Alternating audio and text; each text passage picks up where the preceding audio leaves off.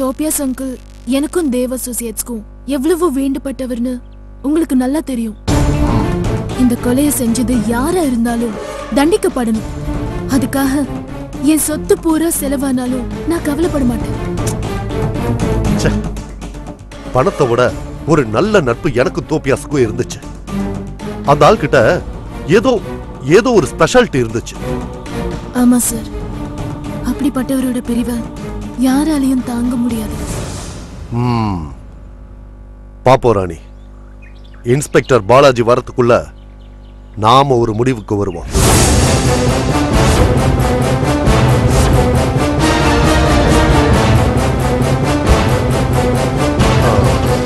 ராணி, என்ன சார்? நான் ஸ்டேஷனுக்கு கூப்பிட்டா நீ வர வேண்டி இருக்கும். சரி.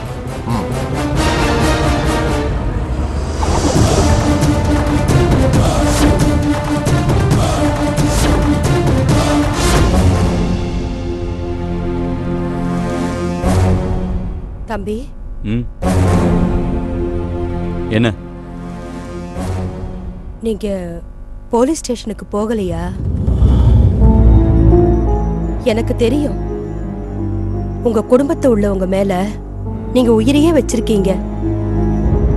ஆனா இப்ப நீங்க இத பாருங்க, சட்டத்துக்கு பந்தபாசம்லாம் எதுவும் தெரியாது. அதுலயும் சட்டத்தை கையில எடுத்துக்கிட்டு தப்பா யூஸ் பண்றவங்க நாம என்ன சொன்னாலும் நிச்சயமா அவங்களுக்கு புரியாது. நீங்க தப்பா எடுத்துக்கலன்னா நான் ஒரு சந்தேகம் கேட்கலாமா? கேளுங்க. ஒருவேளை எனக்கு புத்தி சரியில்லாததுனாலதான் இப்படிலாம் தோணி இருக்கலாம். தோபியா செத்ததுல எனக்கு ஒரு ஆள் மேல சந்தேகம் இருக்கு. யார் மேல? உங்க மேல.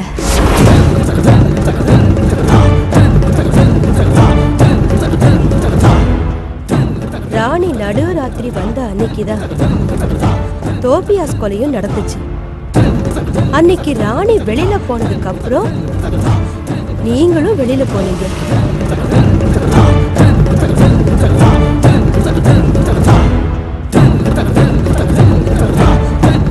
ராணி வரத்துக்கு கொஞ்ச நேரத்துக்கு முன்னாடிதான் நீங்களும் திரும்பி வந்தீங்க.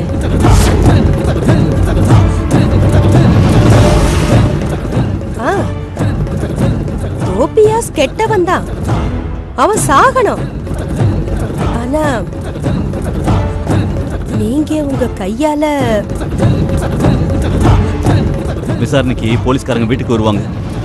இப்ப சொன்னத அவங்க கிட்ட அப்படியே சொல்லுங்க. இல்ல தம்பி, இல்ல, நான் யார்கிட்டையும் உங்களை பத்தி எதையும் சொல்ல மாட்டேன். என் பொண்ணு மேலதான் சந்தேகம் இருக்குன்னு சொல்றேன். இத பாருங்க, நீங்க யார்கிட்டையும் எதையும் சொல்ல வேண்டாம். தோபியாஸ கொன்னவன் உண்மையிலேயே மிகப்பெரிய அறிவாளி. உங்களுக்கு ஒண்ணு தெரியுமா சின்ன தாய்? சந்தர்ப்ப சூழ்நிலை, சாட்சியங்கள், எவிடன்ஸ், இத வச்சு யார வேணாலும் நம்ம அக்யூஸ்ட் ஆக்கிடலாம்.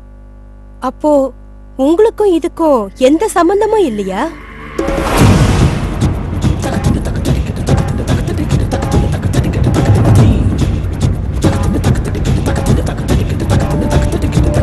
சொல்லுங்க தம்பி.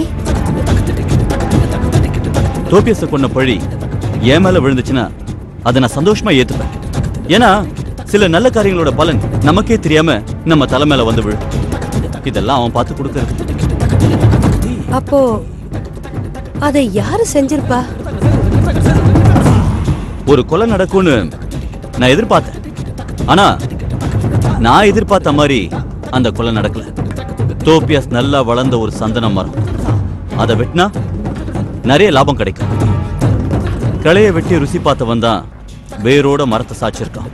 சின்னதாய், எவ்வளோ ஆழமா குழி தோண்டி புதைச்சாலும் உண்மை ஒரு நாள் வெளியே வரத்தான் செய்யும். Wait and see.